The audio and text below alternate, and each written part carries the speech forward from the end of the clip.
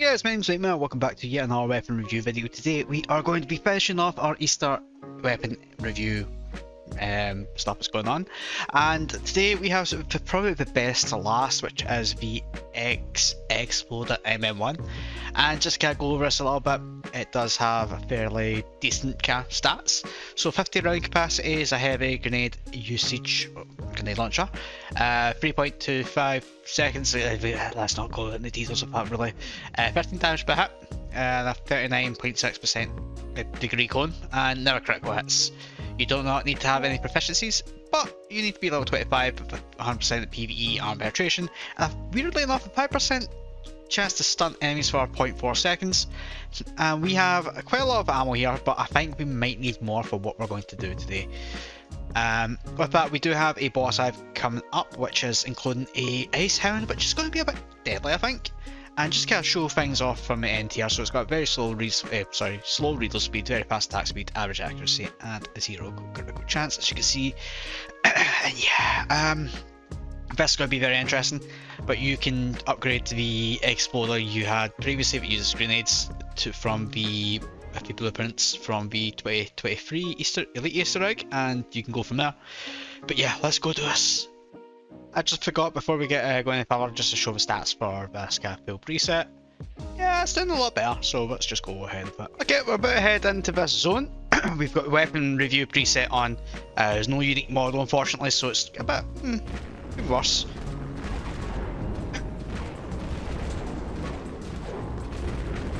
Yeah, it's shooting fairly fast, as you've probably seen in the stream, and obviously from elsewhere.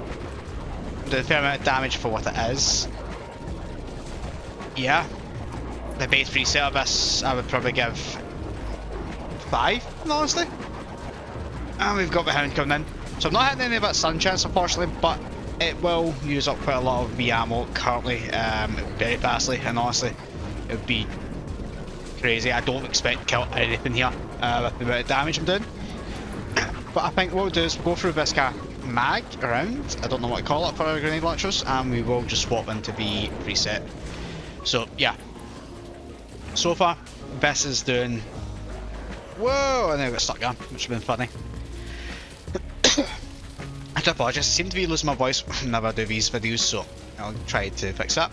So we've got the full cast set on, doing 103 damage to individuals, but this is the equivalent of a heat shield from 2D, I think. That's my personal thought. Like, I will go through all 3k of my ammo here before the end of this video, but I do expect to kill at least one of these bosses as well, at least. I'm gonna think it's gonna be the Titan first because it is doing a lot of damage to it, and we are able to bob and weave through this because obviously we've got speed. But that ice hound is actually a bit difficult to kind of manoeuvre around. But that being said, the damage we're doing is actually so much better than obviously without implants. So the full potential of this weapon itself is actually fairly good in honesty. But we are going to just wipe out something here, hopefully very soon. I'm always trying to bob and weave the ice hound that's nearly taking a swipe at me. I'm going to put back the nut back on this now. Whoa, okay, I got hit. This is why I like to use grenades around myself.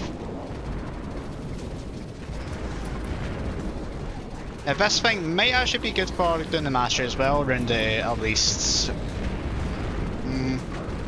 oh, no, got hit again. Yeah, I'm going to die here. Yeah, this would be good for the mastery around the Fort Pacer, and honestly, the amount of damage it does and its firing capacity is just outrageous for what it is, and honestly, to be completely fair on it. So I'm just now trying to make sure I do bob and weave a bit more efficiently because I am going to die if I don't. And it's going to be because of these other zombies that's coming from nowhere. In fact, I am doing so much, shooting so much in such a quick formation, it is going to tank your FPS maybe a little bit. And that's fine, we're allowed to, but I've killed a lot of the zombies here, so I'm just going to focus on this ice hound now. We are nearly actually going to kill it, I think, and it's going to be superb. And with the fact I've already got 49 dexterity plus 15, that's maths is not my strong suit, what, 64? Yeah, I have to admit this is pretty fun. And then I can stun the Ice Hound. Create like a heat shield of a sense. Yeah, it's gonna die in a second out. There we go. So yeah, let me just start trying to look something here.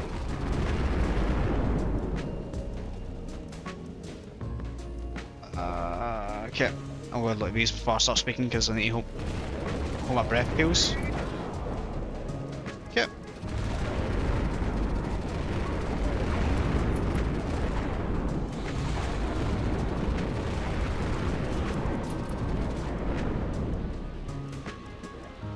And last one. So now I got a good actually look here, which is quite disgusting. There's another one. But yeah, this weapon is actually really fun to use. As you can see, obviously with the firing capacity of it, its base form, you could kind of spam it and you'll go through your whole stack of grenades quite quickly. Is that a good thing? No. For a simple fact, for this weapon, the damage is too weak for what it is. If it's individual ones like I was doing there, it's for me right at the full cap potential, at 130 damage I'm doing. I do think this weapon is fun to use, and it being a free to play weapon, I would grab it even if you're on hardcore accounts. The backdrop of this one specifically are obviously the DPS is actually a good and bad thing to wear sword, because the more DPS you've got, the less damage you're doing with it, and the more ammo consumption you're doing. So overall grinding around the bunker and its bosses isn't optimal. This doesn't really do fairly well in other places as a result of that. However, it's more always gimmicky guns that could help out in a pinch, given how fast it shoots. And if obviously you have the ammo for it, it will work out in the end of that. With this being the very last video of the Easter event stuff, I am going to potentially take a quick break with the weapon reviews. I've got another batch of stuff ready to get done. In the meantime, I am going to open a poll on Discord. So if anyone wants to join the Discord channel server, there's going to be a specific channel to give me feedback on how to improve these videos going forward. I know some people aren't happy with some of the format of this, and some actually have said leave it as it is because it's somewhat informative at least. So feedback is valuable for what it is. But no guys, thank you very much for watching. The next couple of clips you're going to see is on obviously the different areas. Again, Wasteland, Raven Ridge and Death Row. Let me know what you think about this. Have you used this before? Are you going to get it in the future? Does it seem like something you'd be popping in the collection book? And yeah, but guys, thank you very much for watching. I do appreciate it. And yeah, have a great time. Goodbye.